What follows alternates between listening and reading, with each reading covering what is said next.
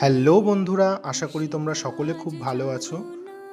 কিছুদিন আগে চলে গিয়েছিলাম দক্ষিণেশ্বরের আদ্যাপীঠে, আদ্যা মায়ের দর্শনে।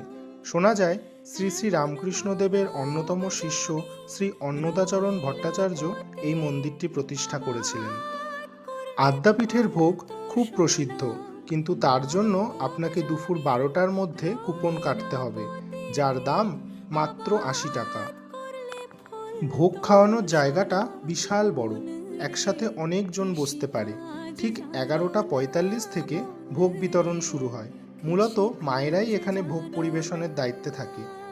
প্রথমে ছিল বাসন্তী পোলাও আর গরম কুমড়ি, তারপরে গরম গরম ভাত, আলুর তরকারি ও ডাল। এক কথায় অসাধারণ। তারপরে এলো খিচুড়ি আর ছ্যাঁচড়া। একটু তাড়াতাড়ি করে খেলে ভালো হয়, কারণ তারপরেই আসবে চাটনি ও পায়েস। আমার খাওয়া এখনো পর্যন্ত সেরা ভোগ। পুজো দিয়ে ও ভোগ খেয়ে মন প্রাণ যেন জুড়িয়ে গেল। জয় আদ্যা মায়ের জয়।